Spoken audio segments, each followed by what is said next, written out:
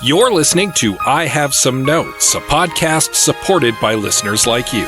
To contribute, visit patreon.com/I Have Some Notes.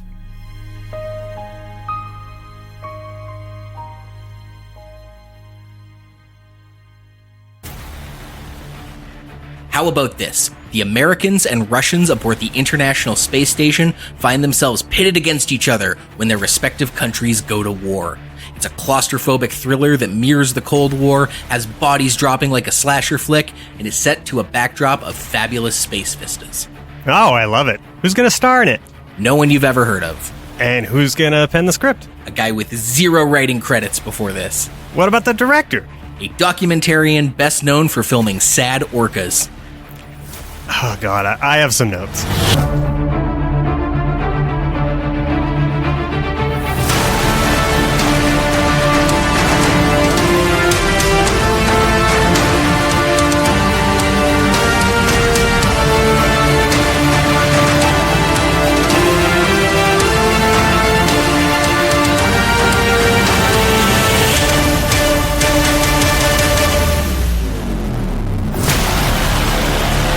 Welcome, everyone, to I Have Some Notes, the movie podcast with cuts, keeps, punch-ups, and tweaks on mediocre movies. I'm Liam Creswick. I'm Scott C. Bourgeois. And I'm Greg Beaver.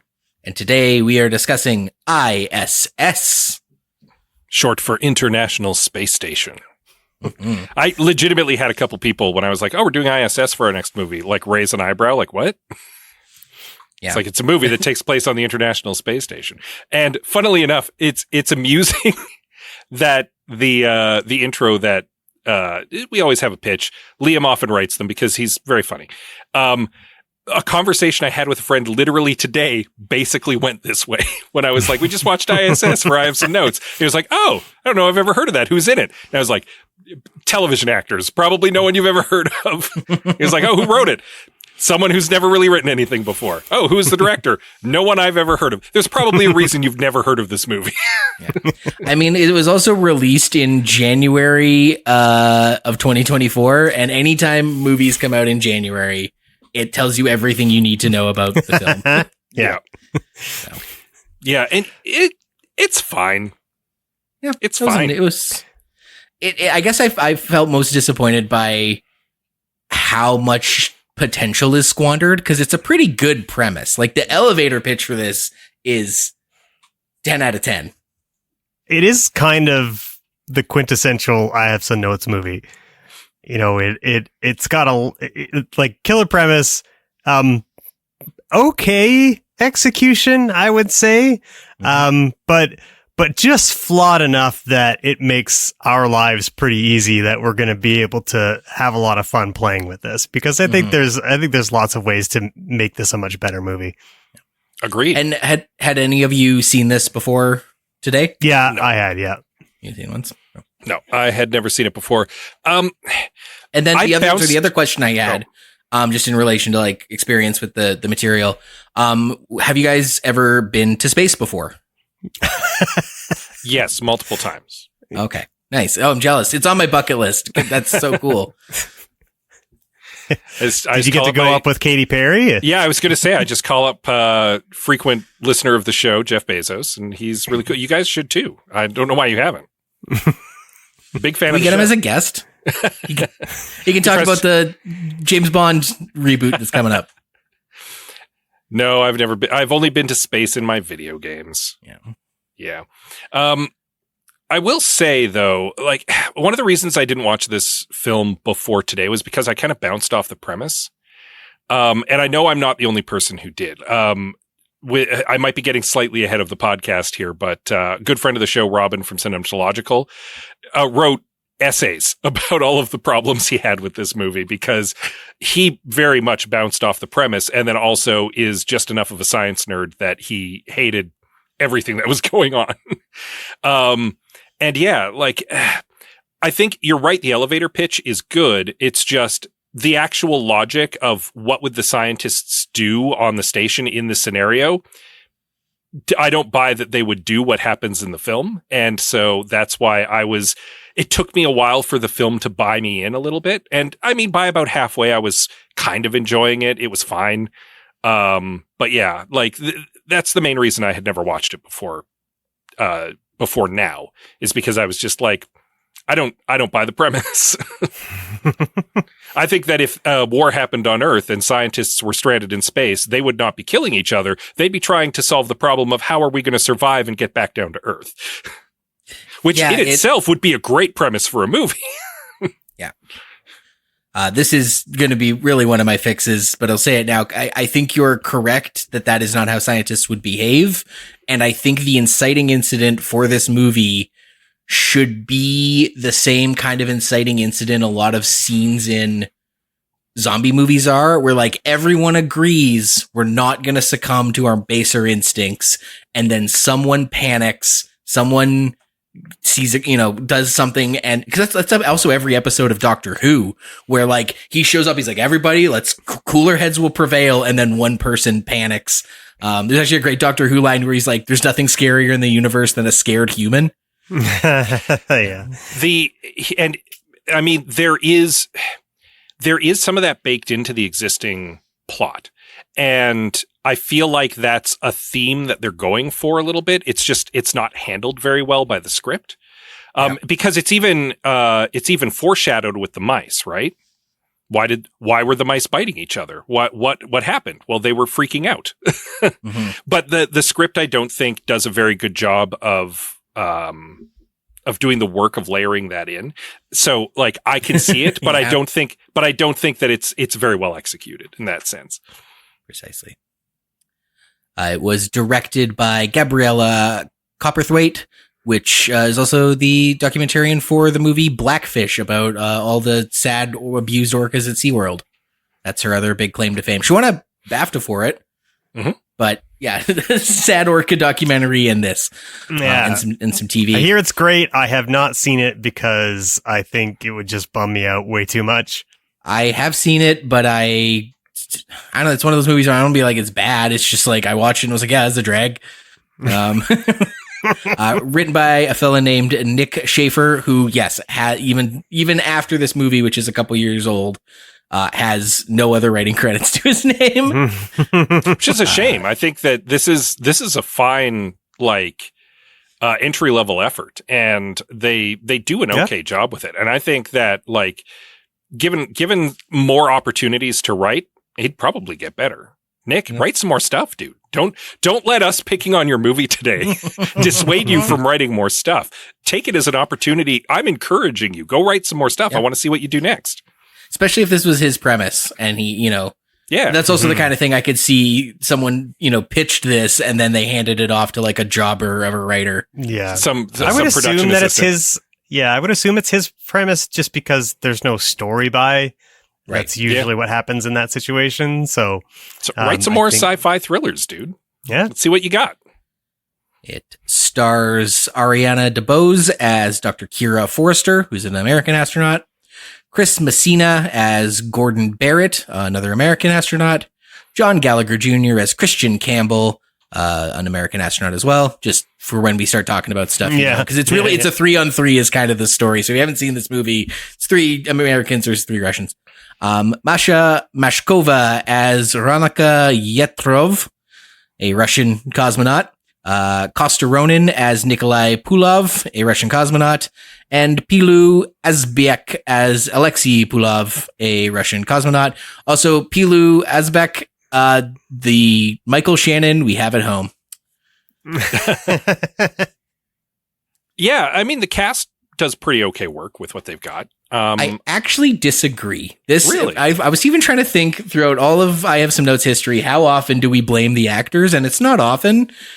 I blame most of the actors for a lot of this, especially the lead, which is unfortunate because she seems like a nice, competent lady. Maybe it was the direction. Maybe she was just doing what she was told, but I felt that Ariana DeBose as Kira Foster just was kind of like fairly flat and like nothing really seemed to affect her until like the very end when, that darkest moment at the end of the second act. She never really like emotes and is just kind of like, hi, I'm here. The plot's happening around me. Like my job's for the plot to evolve around me. So I just got to smile and wave. Disagree? I kind of do, but only halfway. I will agree. Like overall, I think the cast does a fine job. They get across what they need to get across. If I was really though to nitpick, I would say that the American astronauts are not played as well as the Russian astronauts. The cosmonauts, all three of the cosmonaut actors are putting in the work, and all three of the American astronauts are just kind of like maybe kind of coasting through a little bit. Yeah, I think coasting is a good way to do it. If they are all competent actors, then they are phoning this in, or they are operating at the upper limits of their skills. Either way, I was not engaged by these characters or these performances, other than both Alexei and Nikolai, and even Veronica. I thought all three of them were very interesting. Yeah. Yeah, I guess it could be. I mean, I don't know what it's like to be an actor, so I'm talking out of my ass here, but it just could be that there wasn't enough for each character on the page for them to really sink themselves into a really fine performance. And not that every character is like a void or anything like that, but I did find the characterizations of each person like just a little on the light side. That's another good way to put it. Yeah. Yeah. In fairness, the movie's a pretty breezy, tight 90. We love a tight 90 here at I Have Some Notes, and this one is.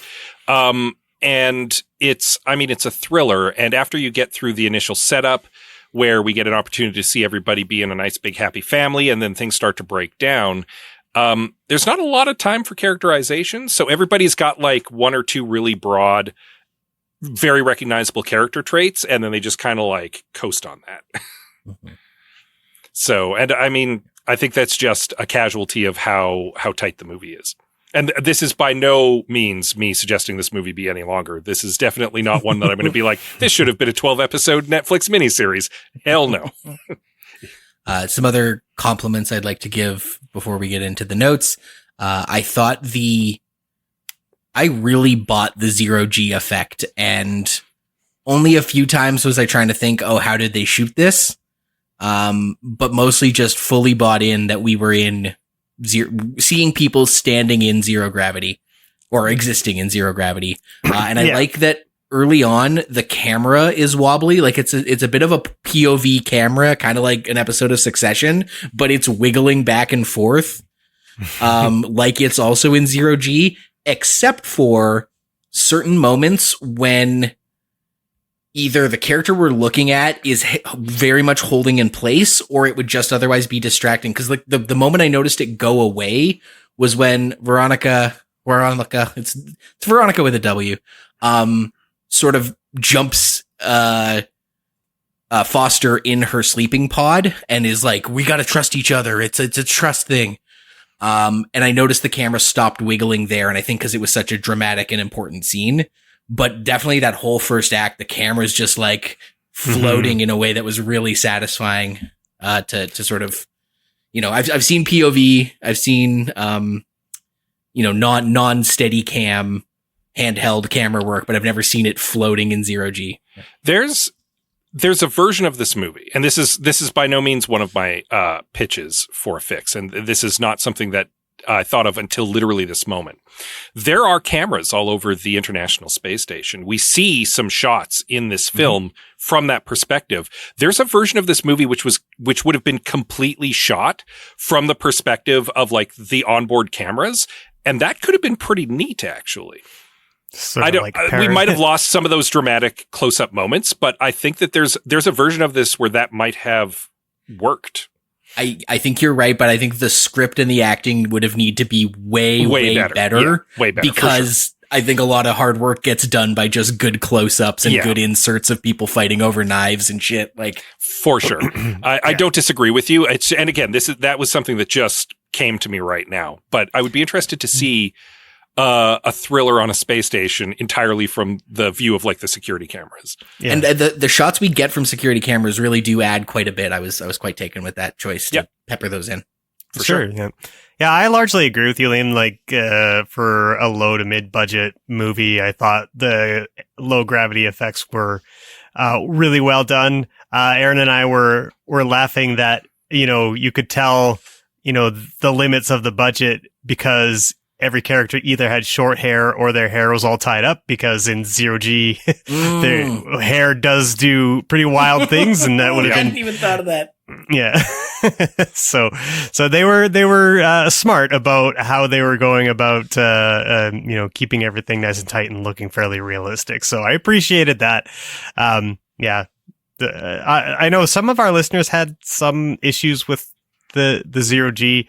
I must be honest, I had trouble understanding why, but maybe in the comment section we'll get a better elucidation of why. Well, some of our listeners did see it and are commenting in our Discord, which you should join.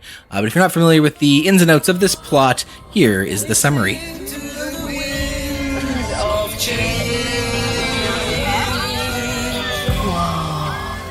I mean, I've seen pictures, but this is... We don't talk politics. Here we are. One. Hey, guys. Wait a minute, what the hell is going on down there? Oh, whoa. We gotta get up now, guys. Let's get out. Oh, my God. Земля, это экипаж МКС. Houston, do you read? War has broken out below. And we were told to take the I.S.S. by any means necessary. If we got orders from our government to take control,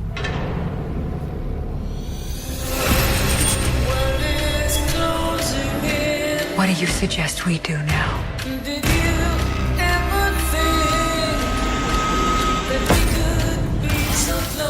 the Russians got the same orders as us. And they just struck first. Struck first.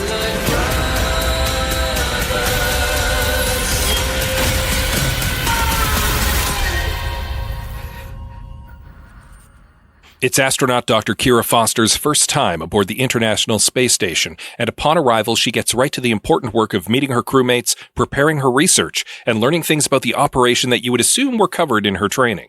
Less than a day into her stint, she and the rest of the crew witness nukes being detonated on the surface of the Earth.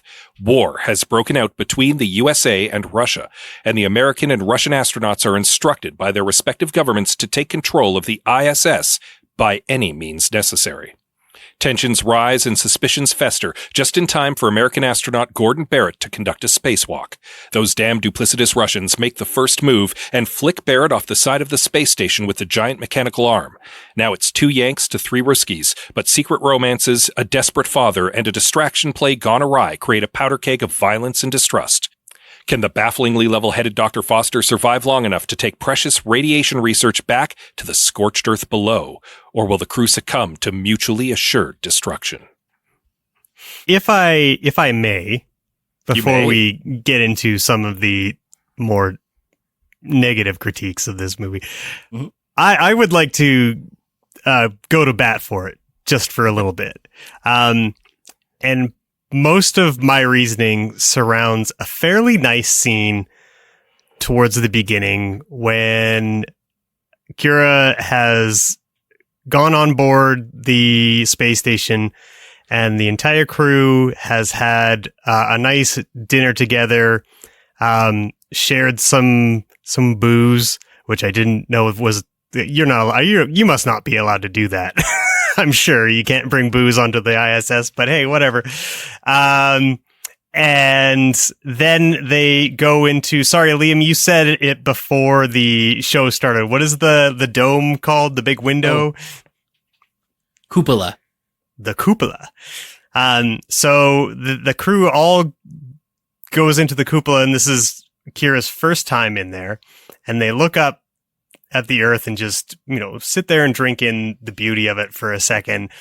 And they talk about the halo effect, which is looking at the Earth and seeing no borders, seeing a planet that is just one with one people in it.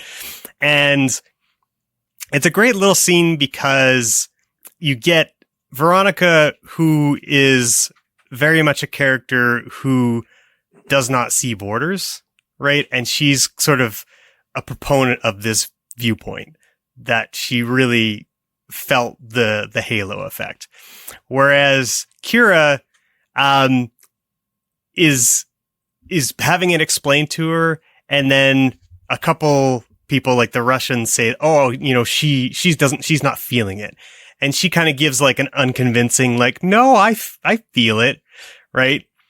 So she's basically like, she's in the middle. Like, am I no borders person? Am I borders? Which this all plays into the main thrust of the plot, which is when there's a nuclear attack, how does that affect the two countries that are on this space station? Do they act for humanity, or do they maintain their loyalties for their respective countries? And I think that scene does a really good job of setting up each character and sort of like gives you a little bit of a position of where they're at.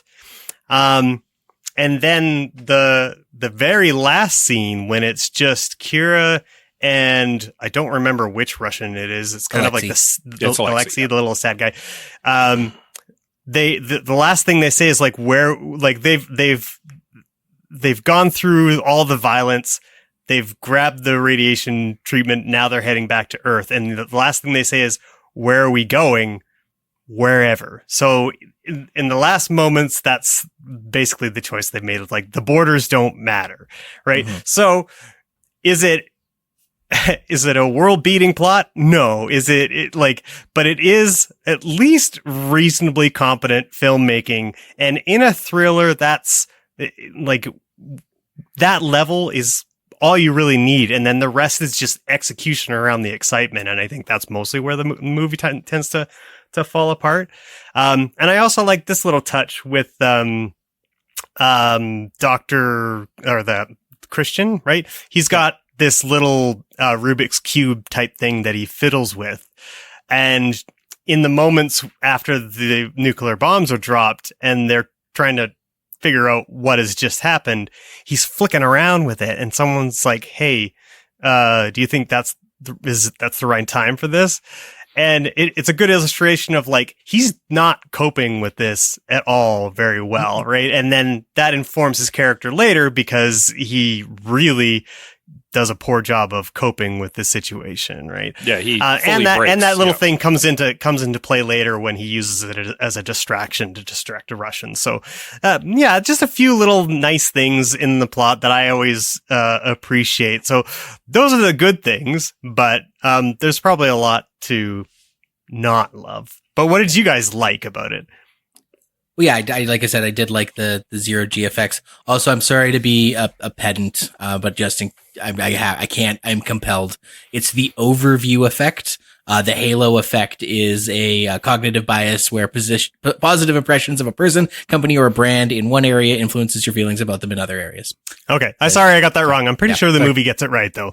Yes, the movie calls it the overview effect. Yes, yeah. And I'm just a pedant. Sorry. That's fine. Yeah, I liked some of the, I guess, red herrings. Like, there's a scene early on where Alexei looks really sinister, and like the score really underpines the fact that he's like going to go and touch Foster's experiment. Yeah. And then it's shown later that he's actually like doing something nice and benevolent for the mice. It does try, like this guy who wrote it does understand, setups and payoffs and foreshadowing and things like that. But then in other areas, it really bungles it. The cupola. Yeah. Francis Ford Coppola, but cupola. I agree with everything you said. I like that scene as well. It sets everybody up by giving that perspective. This is a note, but whatever.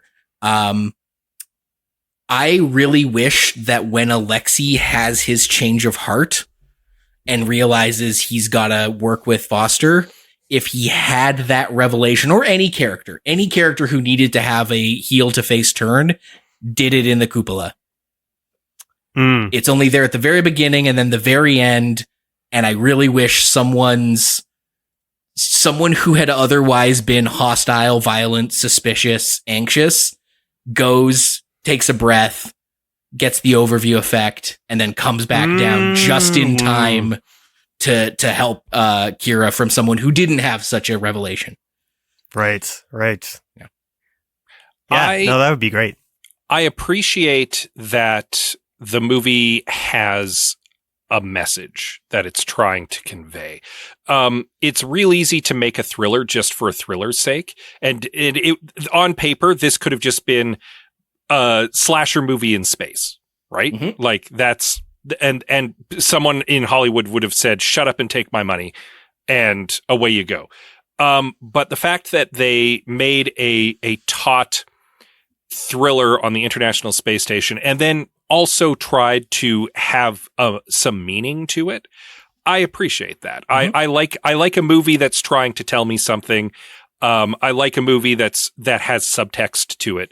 And whether or not this movie is super effective at it is maybe something that we'll address, but I like that it at least tried.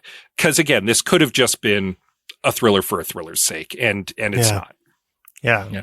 I think I noticed, I don't know if you guys did, but it seemed like there was some strain in the editing, as if maybe some scenes were missing, or they were hunting for something that they just didn't have the footage for. There are some ADR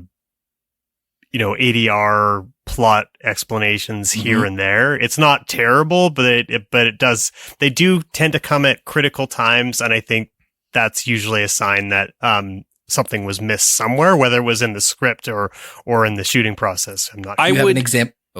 I would suspect that is them trying to trim the movie down to as tight as it is, because again, it's not a huge production. It's got like a TV budget. It doesn't have huge names.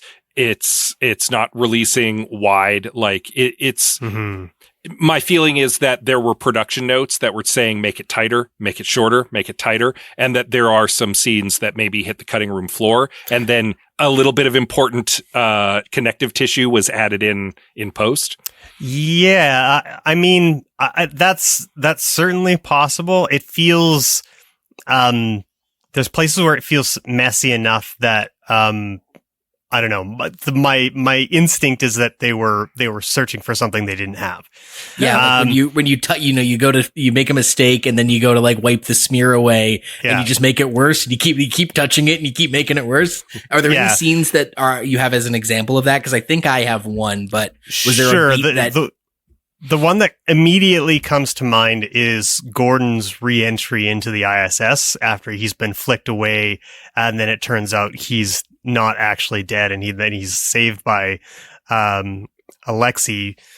At that point in the movie, Veronica has been killed by Christian, and he enters back into the ISS with like a kind of like an urgency, which makes sense, except that the urgency is really focused on Veronica, to which he has no knowledge of what has occurred there since he's left.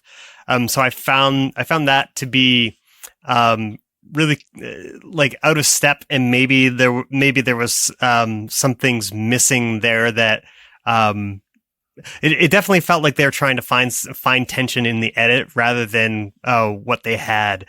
Because he out of nowhere he just starts screaming Veronica. And I just like that's one example. There was another example where there was some ADR happening between, I think it was Kira and Christian, where they were just having to fix stuff because it wasn't expressly said on screen. Yeah.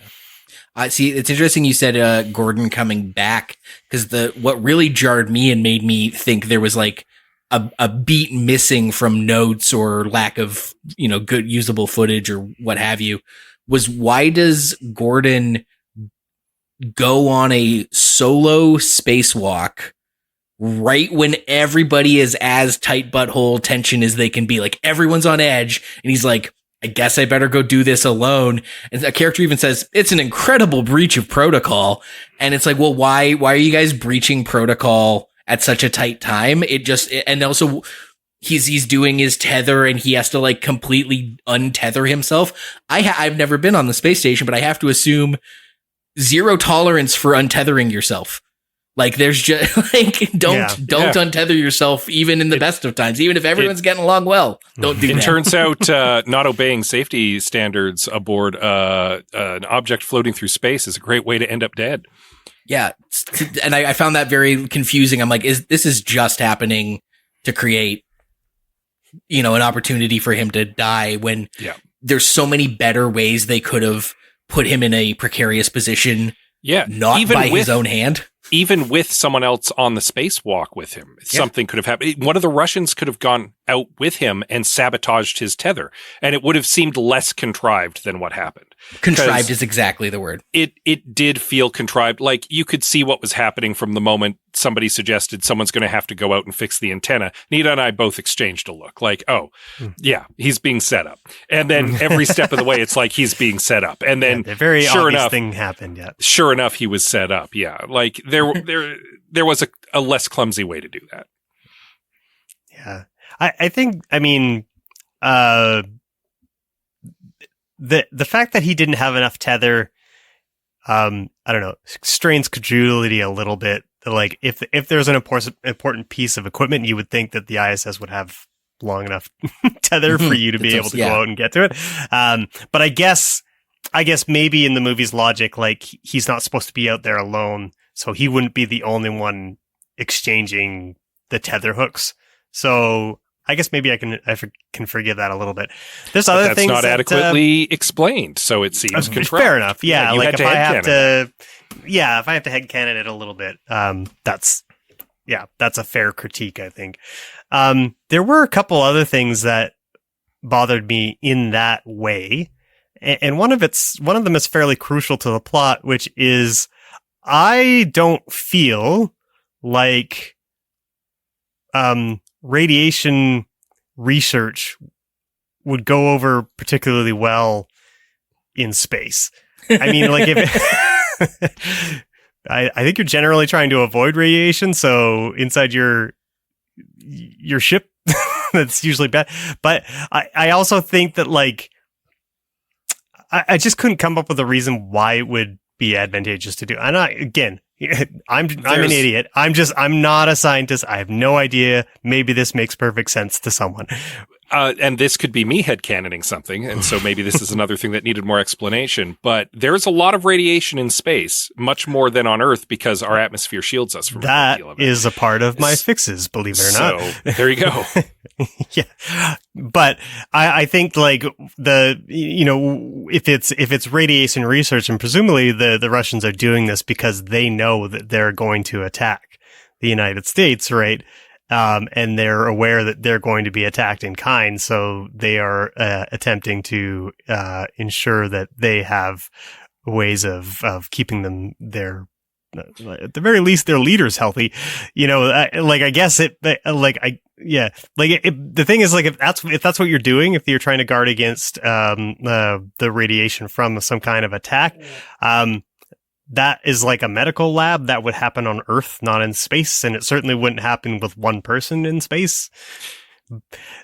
I will say, I appreciate at the very least that the movie gave us an explanation of why securing the space station was so strategically important. Because when the message first came up to the astronauts, Nita and I literally paused the movie and were like, why? Why is the space station strategically important?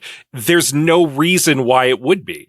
And then they were like, oh, because of this groundbreaking radiation sickness. And we were like, okay, you came in a little late with that, but at least now there's an explanation. It's also a justification for going back to Earth. Yes. Correct. Because if there's nothing up there, then I'm just staying. Earth is nuked. I'm staying up here. Like, well, at least until we all suffocate and starve. Yeah. Yeah. As a plot device, like, I can get around that. It's not really a big deal. It just bothered me a little bit. But it's more of the kind of like, oh, I watched the movie good kind of critique rather than, anything that really has anything to do with the quality of the movie, I think. So I'm willing to forgive it.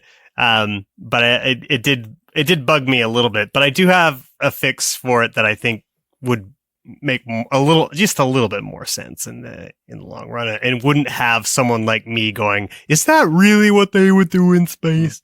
Well, let's get into our fixes then, because I know I think we all have some, because this is absolutely an I have some notes type of movie. And so let's do what we do here. Let's get into our fixes on the other half of the break. In the ghost town of Boron Ridge, an interdimensional boarding school houses delinquent students from all over the multiverse. The rules are strict. The campus is isolated. The students are forbidden from sneaking into other dimensions, but they do it anyway. This is Slug Blaster. I heard that you might be interested in slug blasting. I would love to be able to have you on my team. I'm one of the best slug blasters in the school. I have a ton of experience. I've been to so many dimensions. Esther Infinity, slug blaster documentarian extraordinaire. I am running for prom queen. Can I count on your vote? I'm Floppered, but lots of people just call me Bub or Bubby if they're close. It's time to play the game. It's time to play Slug Blaster. Ready to play Slug Blaster? Quantum Kickflip. Season 3 premieres Wednesday, June 4th. Welcome back to I Have Some Notes. We are discussing I.S.S, I.S.S, IPPI, the space station movie. I'm going to start with a little one. I always like kicking off my little ones that I got. I was disappointed that the gift shop rocket that was introduced at the beginning, and they make a point of saying the tether on this rocket, this little gift shop rocket, is the same tether that we use for our spacewalks. And I'm like, this is going to come back. Someone is going to have to hold on for dear life using this tether. And it does come back, but it's just used to strangle someone. And I would much have preferred if it was used to save someone from flying into, like, used to combat a 0G problem. Sure. Yeah. So, yeah. There's a million things to strangle people with. There's only one indestructible space tether to grab onto. Use it for that. And honestly, you would think that maybe they were setting that up for Gordon's spacewalk and the fact that he didn't have enough tether, but then that's not what ends up happening at all. Or just even at the end, like they're, oh my God, he's going to stab me. He's going to get me. Reach. Yeah. I have what might be a bigger change. This is the International Space Station. And conveniently, there's 3 Russians and 3 Americans on board and nobody else. And I think it would have been very interesting if there had been 1 or 2 neutral parties on board. If there had been like a French astronaut or a Chinese astronaut or something who's not involved in the immediate political conflict. And so you can have a question of, like, there's these 2 outside factors. Who are they allied with? You could have that could build on the paranoia. You could have the 2 sides trying to win them over, being suspicious of them being genuinely angry that your 2 countries just blew up the world. Like there's drama that I feel like was left on the cutting room floor by not including at least 1 other astronaut who is not part of one of the 2 sides. I think you're right. As long as it's used for everything you just said, to be parties to be won over, to be angry at the Americans and Russians for fighting. When earlier in the first half, Greg was talking about, this could have been a slasher movie in space. I think the slasher movie in space version of this is 1 person from every country and a deranged Russian trying to kill them all. And I don't think it should be that. But you get 1 degree closer to that with your fix. Still a good fix though, but yeah. I think you still have the majority of the astronauts be Russians and Americans. I just feel like there was a missed opportunity to have a third party there. And I think I absolutely 100% think tragically they should be one of the victims. I think that it should still be an American and a Russian who end up riding back down to Earth at the end. But I do think that should have been included in the story as is. Yeah, they're a good early first victim.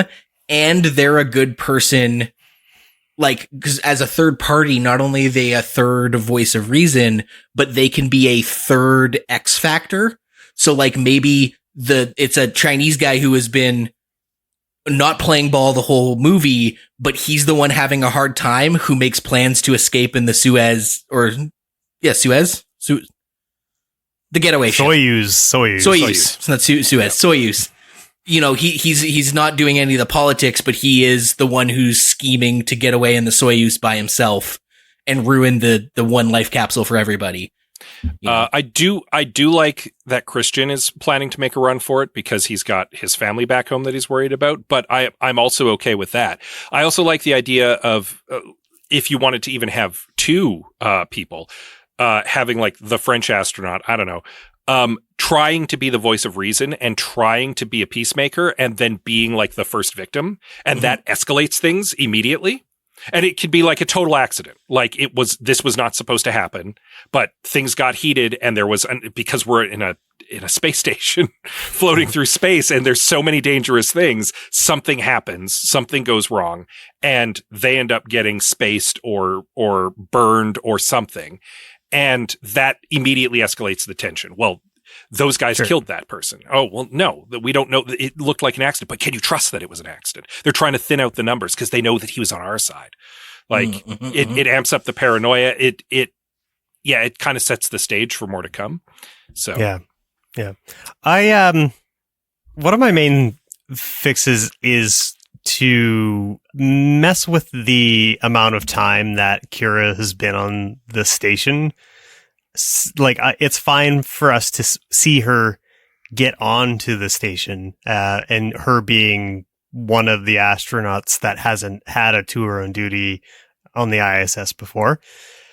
But I think because the theme of this movie is loyalties, and, you know, I feel like you would get more weight out of the drama if we got a better sense of the crew coming together, liking each other, really enjoying their company. Like, don't get me wrong, there is some of that because we get those nice scenes like we talked off the top with the party at the beginning and then the moment in the cupola. But I think just, you know, the fact that like she's on the station for what feels like a day and then all of a sudden there's a nuclear attack. I don't think that's playing with your theme as strongly as it could. You know, if we got a sense of like a lot of time has passed, maybe she's been on there for 3 or 4 months and you know, while she's there, she's picking up on hints of like Gordon and Veronica being a couple, and then you can get little hints of like what their romance is like and how much they mean to each other, and that would heighten that drama as well. Well, right? and plus you could have her be rolling her eyes because Christian, who's been there with her the whole time, is complaining again how he's really looking forward to seeing his kids again when he gets back to Earth. You could have her being a little weirded out by the older of the two Russian brothers, right? Like, because he's just a little too intense. Like, he's a really nice guy, but he's just like, when he's playing chess, for example, he gets too intense. He's really into it. And then he becomes kind of like a wild card, right? Like in the middle of the movie. Yeah, that's great.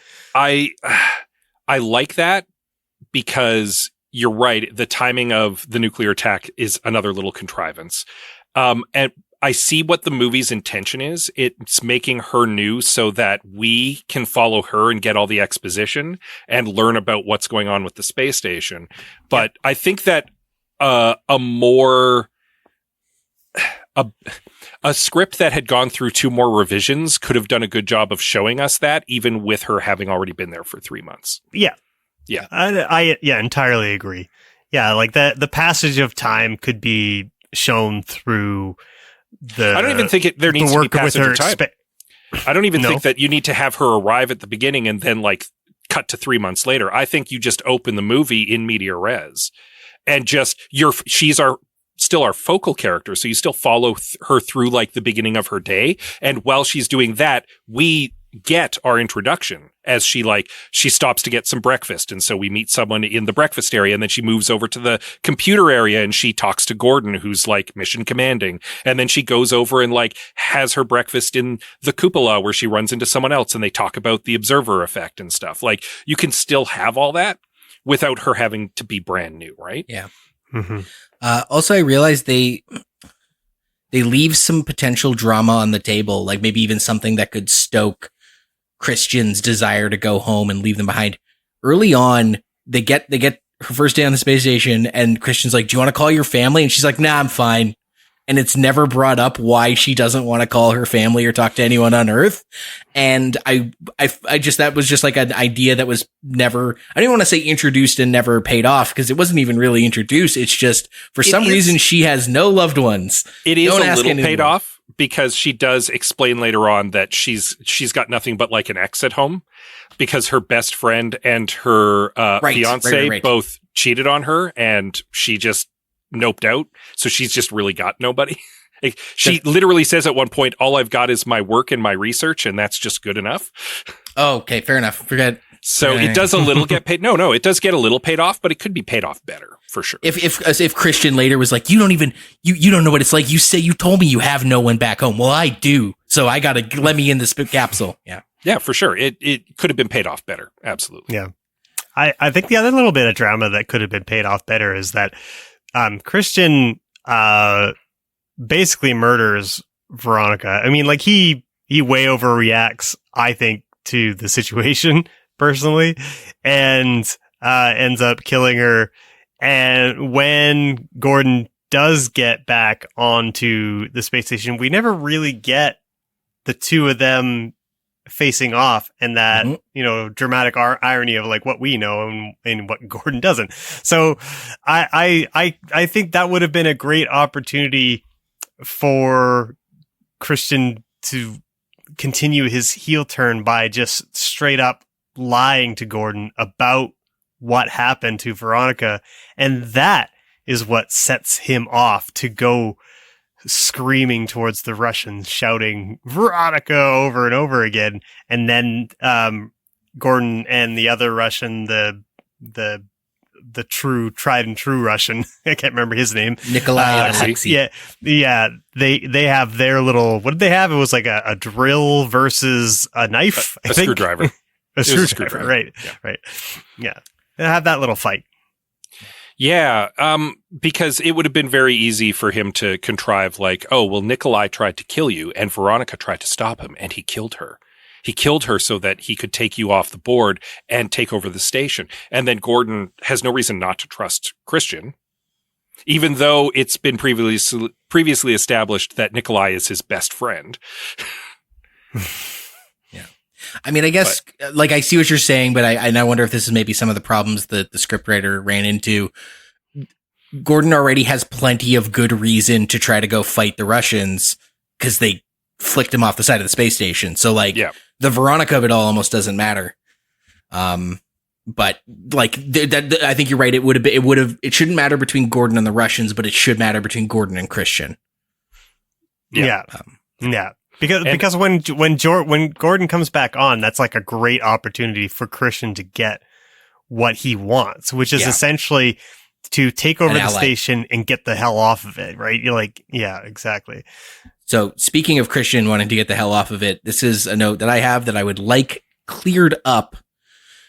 Veronica trusts Foster with some important information about Node 0, the special research to radiation poisoning.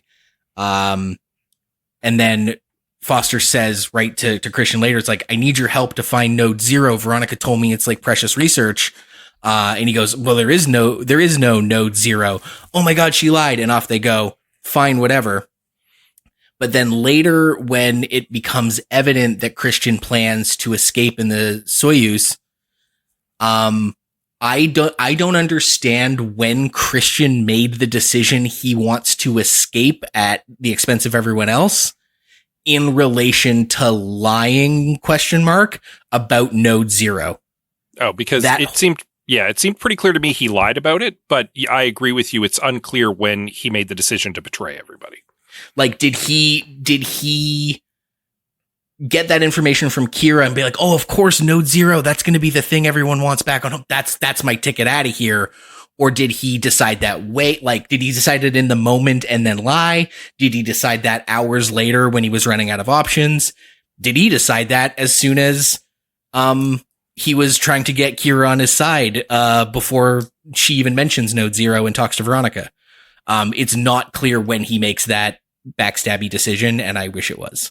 Because it's so integral to multiple plot points, like him lying and then him making this plan to escape. Where that happens, it should be clear. Yeah, I didn't even clock that as messy when I had watched it, but I think you're right. That his motivations in that regard are a little unclear. Yeah, like why does he lie about Node Zero? Especially because the confrontation with him happens like the next morning after they space the bodies of their fallen companions, or at least get them bundled up. I don't remember if they shoot them out the airlock or not. But at any rate, it's like the next morning. And if he had already made the decision to escape, why wouldn't he have escaped in the night? Mm-hmm. While the other two were sleeping. Hang on. I think I know why I didn't clock it as being confusing. Is it because Node Zero was like it was hidden? Because she finds like something handwritten on a drawer, right? And it kind of like it reads as Node Zero, but it wouldn't necessarily be immediately obvious, because when she says Node Zero, I think he just assumes like it's a drawer or some sort of storage space, and he's probably thinking like, oh, this is like an official storage space. So he says that doesn't exist, and then she finds something handwritten. Or he thinks Veronica lied to Foster, which is a fair assumption, but then later when she finds out that there is a Node Zero, when did he then find out there's a Node Zero as his ticket off the space station? Well, and I assume I'm misunderstanding I think I'm misunderstanding where you're finding his logic flawed. I think that's the problem. Because I assumed, because it was made clear that he had been to the station before, possibly multiple times, that he was lying about Node Zero. He knew exactly what she was talking about. God, I guess you both have different reads, and I don't know which one's correct, is where I'm confused. No, and that's a flaw of the script. That is absolutely, you're 100% right. That's a flaw in the script. Yeah. If I may then, my fix hinges on something we talked about very early on, my big fix. It's less of a fix and more of like, well, what does the script look like if? Mm-hmm. And the if is they behaved like scientists and not soldiers. If they all went, oh man, we're not going to kill each other. This is obviously just going to deteriorate into mutually assured destruction. Hell, that's what the whole Cold War was about. We're as Americans and Russians, we know full well that an arms race and one person edging the line is just going to bring the doomsday clock to zero faster. Let's not fall into that trap and be scientists about this. What does the script look like if they do that? And so I have if you'll indulge me, some bullet points of what that would look like. So I think that they get the messages. They both get the same message. Take it at any cost.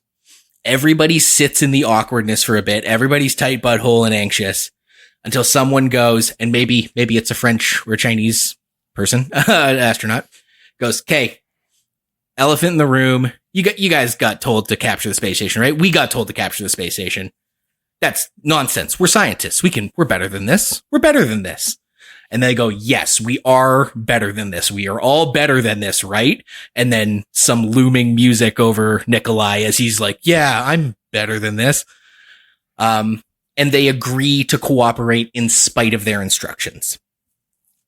They then have to put that to the test in a collaborative spacewalk to fix some damaged stuff.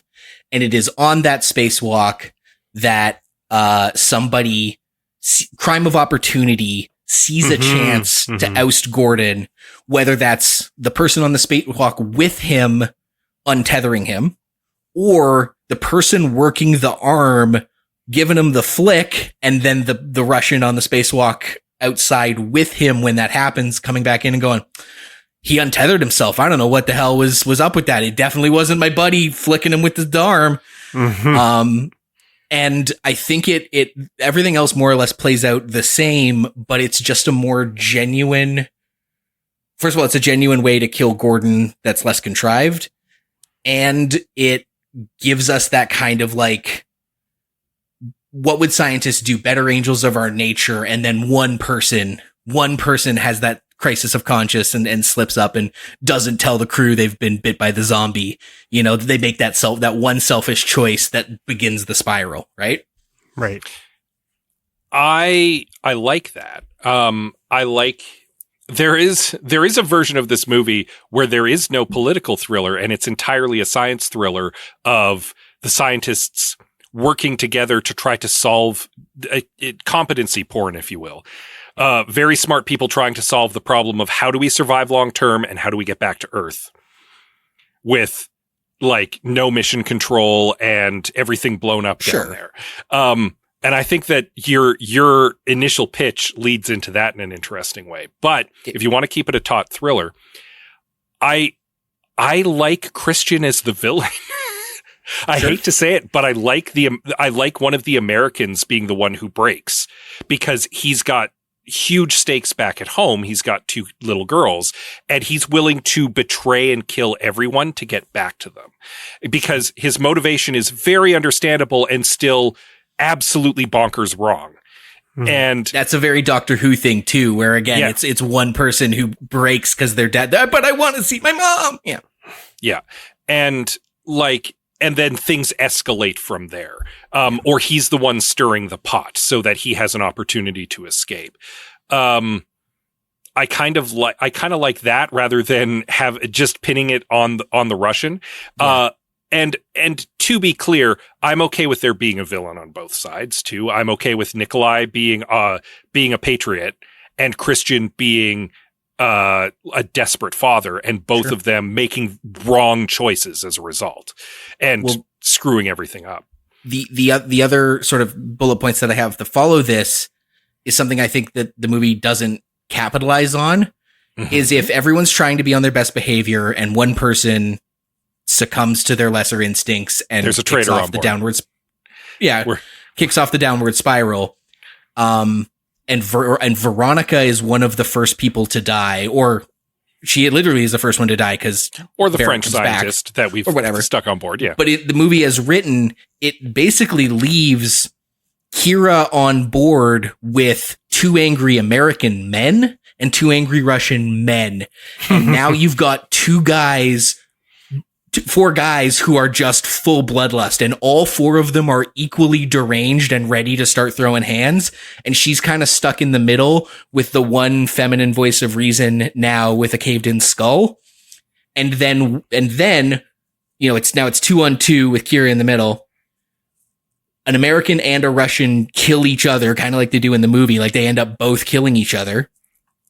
And now you've got 1-on-1 with Kira, and it's Alexei, who has a change of heart, an overview effect, realizes we got to get along, and Christian, who deteriorates and takes things to the absolute nuclear option. That's how I think it should have played out, even without my fix at the beginning. That's kind of how it does play out, but it could have played out better. I think I agree with you there. All of that, I guess, that you just have Barrett on either back from being flicked earlier or not at all. And you just have this war, so. If you really want to up the paranoid tension too, you could make it less obvious who flicked Gordon. Yeah. Like or if it was an accident or not, and really amp up the tension of, well, did somebody sabotage him? And we don't know. And then that can help spiral the paranoia a little bit. And then the fact that it was on paper his best friend, Nikolai, who did it, that's a shocker. And then to find out that Christian's also been sabotaging stuff completely independently of him is also a shocker. I feel like you could have made the mystery, you keep keep us in Kira's perspective and make the mystery of who's actually like sabotaging things right now in this worst possible moment and why a little bit more of a suspenseful mystery for us to be surprised by at the same time Kira is. Yeah. And I guess I want to clarify myself because you're like, well, that is kind of how the movie plays out. I guess the third beat, and I mentioned it at the beginning, if it's, two angry Russian men, two angry American men, Kira in the middle, one of each dies, and now it's 1-on-1 and Kira in the middle. That is when that very final scene, let's call it the sandwich scene. Mm-hmm.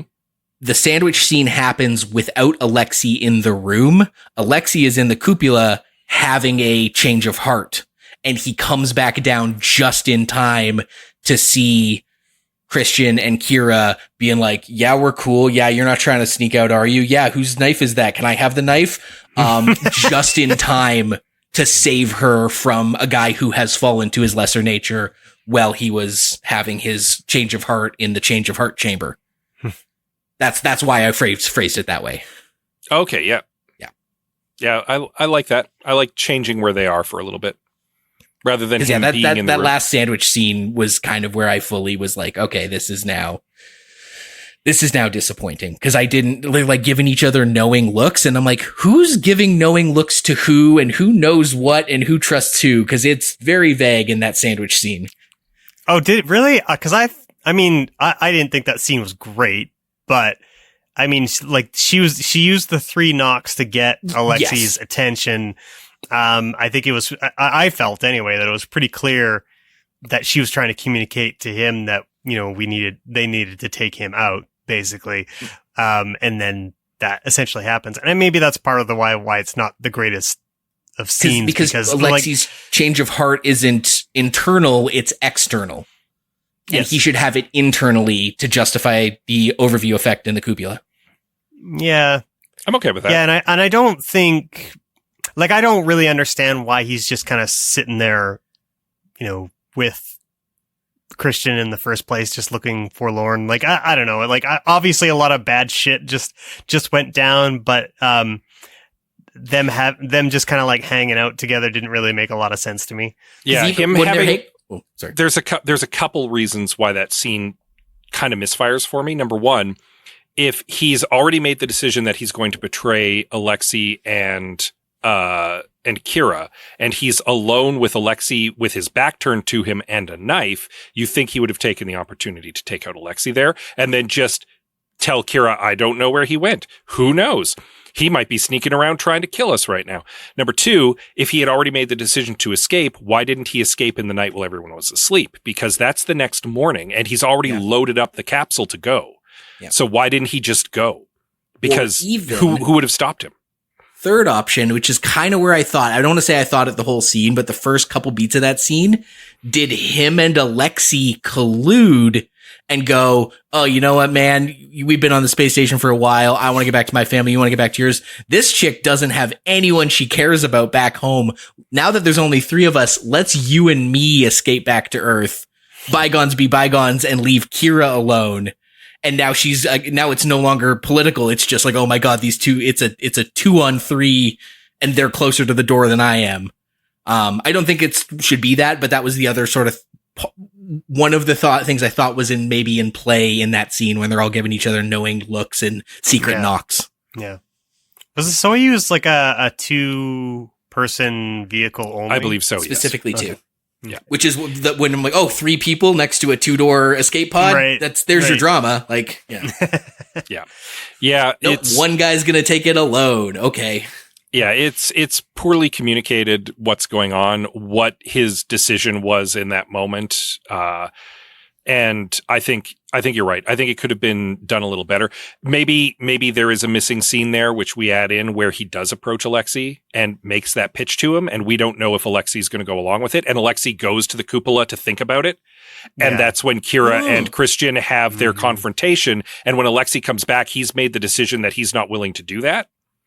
Yeah, he's not willing. He's not willing to abandon Kira like that. And then Christian is like, well, screw both of you. And then they stop him. And then it's like, well, now there's just 2 of us, so I guess we're going to escape. Yeah, I like that in part because Alexei seems to be the most a conflicted character in the film. So I think Liam's correct in giving him that moment in the cupola to have his revelation. I think that works really well. And of course, Kira gets her revelation by making the decision to land anywhere. That's the kind of the conclusion of her arc, right? So yeah, and I think you can even make that even more express by doing a little bit of that work early on during the overview effect scene in the original Kubala scene, right? So yeah. I think we may have found a bit of a stronger ending there, you guys. Yeah, and first act and second act.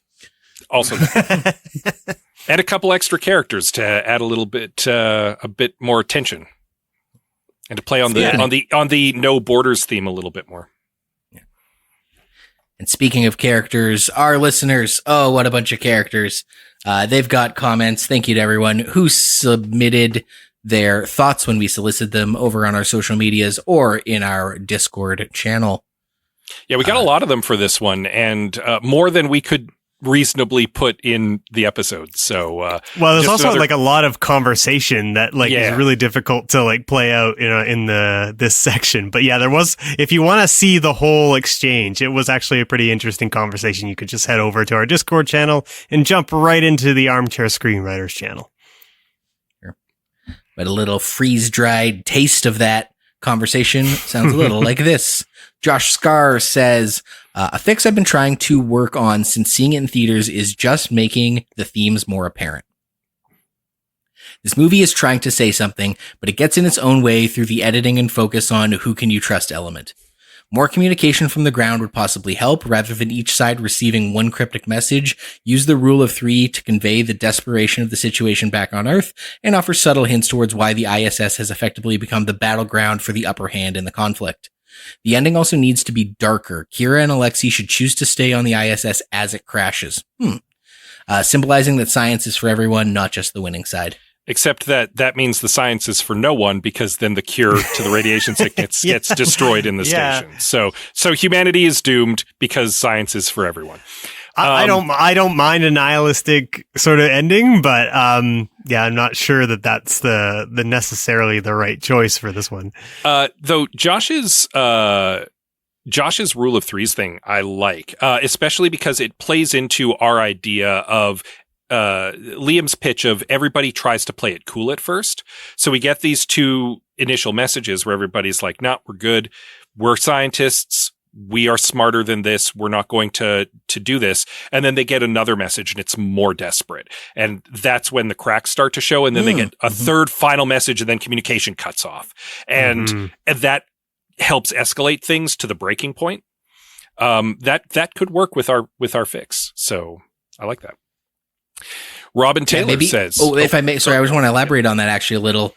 I like that too. If maybe everyone is trying to be like scientific, smart heads prevail, and then a second or third message comes that starts pushing not patriotic buttons and not follow order buttons, but like if the Russian message is like, "Do it or we'll fuck up your family, Veronica," and then she's like, or like, the Americans are like, "Do it or it's going to be a problem for your wife and kids, Christian."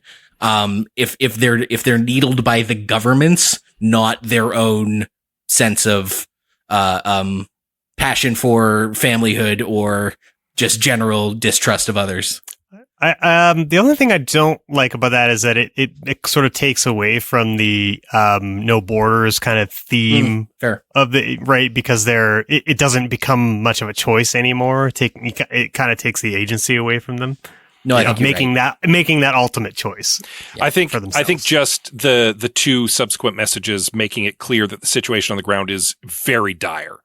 I think that enough is enough to pull their heartstrings and start making someone like Christian, who's already concerned about his family, start to make bad decisions. That's better than threatening them. I just wanted to riff on what Josh said, but I think you're right. That's better than a direct threat.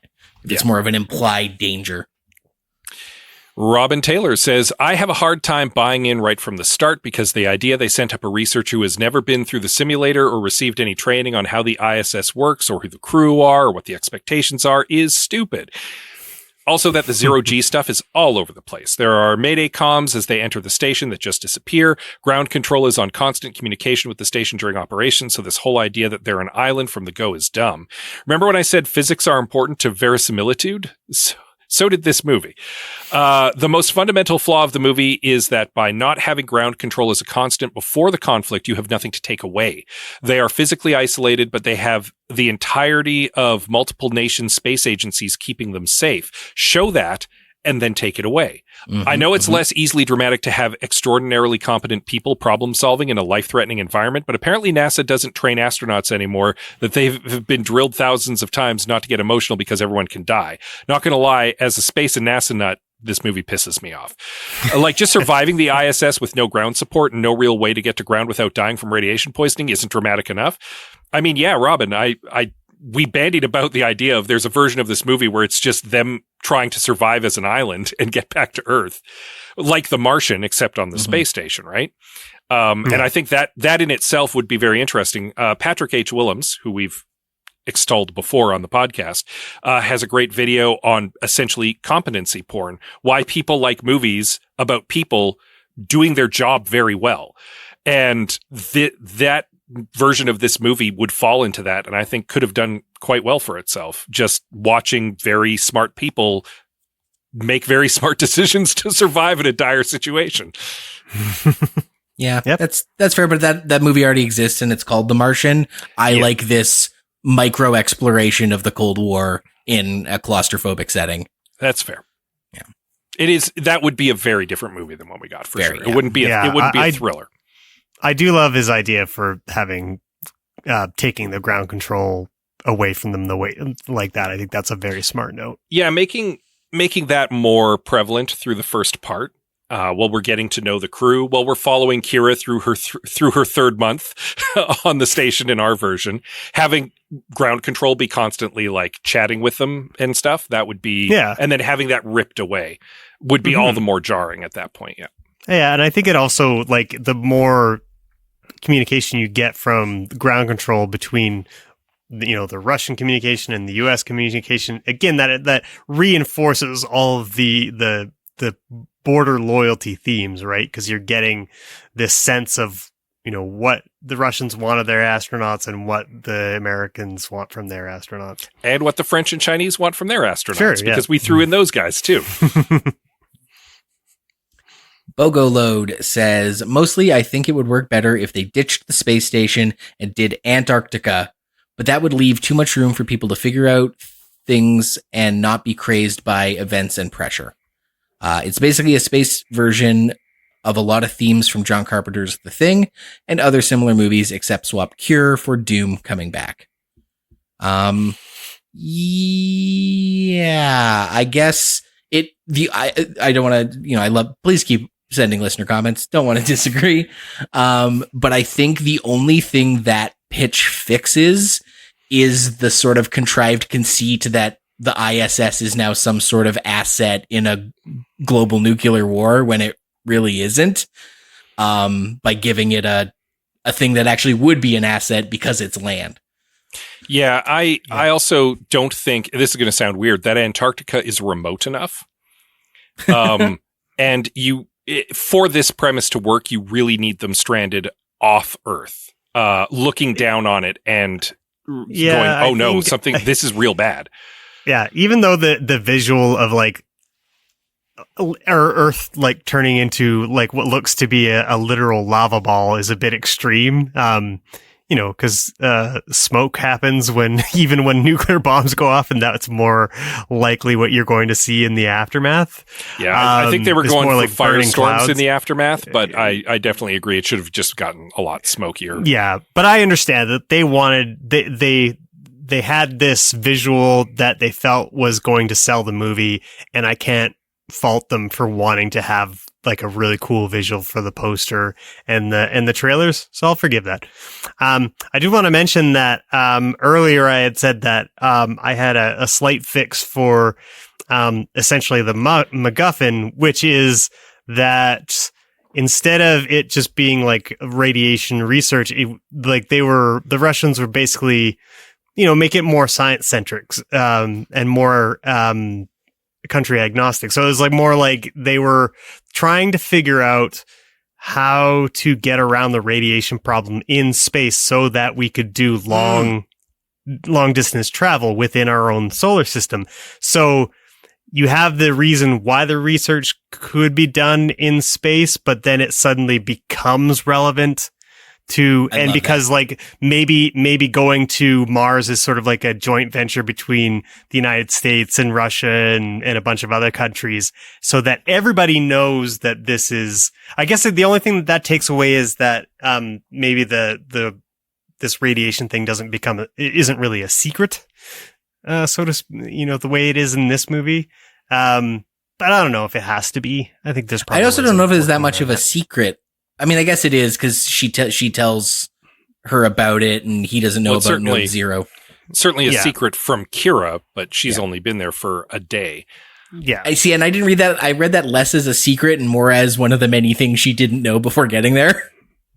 And which, if that's one of the reasons why both sides immediately recognize why their orders are so important, it's not well communicated by them. Well, what if Veronica is the one who's working most closely on that research, and she's the one who understands best its value to Earth now in their current situation, and then that's why she's trying to get Kira, like, you've got to go take this research home.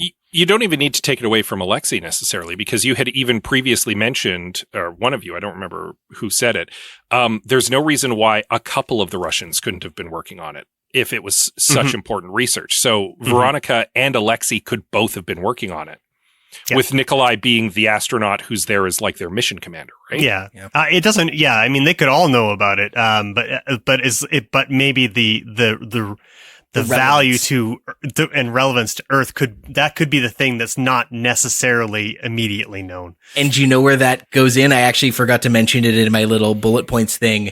When one of the characters is like, look, guys, we all got these orders, but we're not going to follow them because we're scientists. Cooler heads prevail.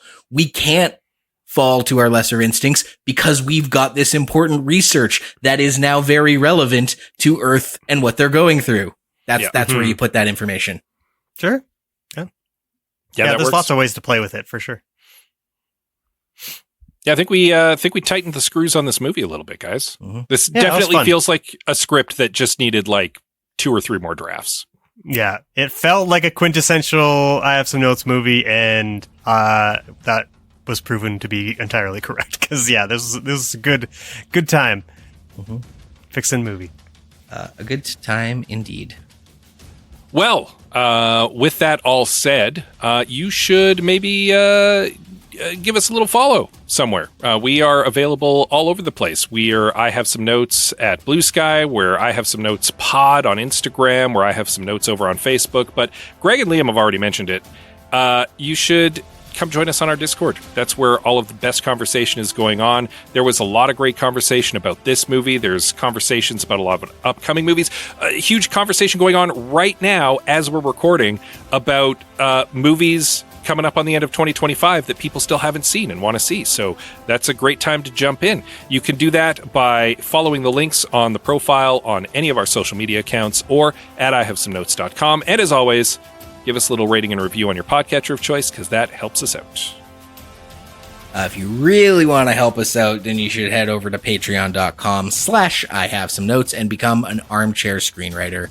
If you want to contribute $4 a month, you help us keep the lights on. There's bonus content on there from the past, likely bonus content sometime in the future, but most importantly, just a big thank you from Scott and Greg and myself. So thank you to our current patrons, Sharon, Karen, Tack, and Robin. Thank you listening, but really thank you for your financial contributions. We appreciate the support. And you know what? While we're on thank yous, just to your discussion when you were talking about our Discord, Scott, it just made me think of how now I use our Discord to find all the latest trailers, because Josh Scar is on top of everything new and basically posts every new trailer for us in the Coming Soon channel. It's awesome. Thanks for doing that, Josh, because I don't have to go anywhere. I can just go to our own channel to find everything that's new. So that's great. In 2 weeks, we're going to do another Christmas movie. And what says Christmas more than violence and mayhem? We are going to attack Violent Night with what's his name? David Harbour. Guy, David Harbour. Yeah, that's the guy. So see you then. Until then, I'm Liam Creswick. I'm Scott C. Bourgeois. And I'm Greg Beaver. Keep watching the skies.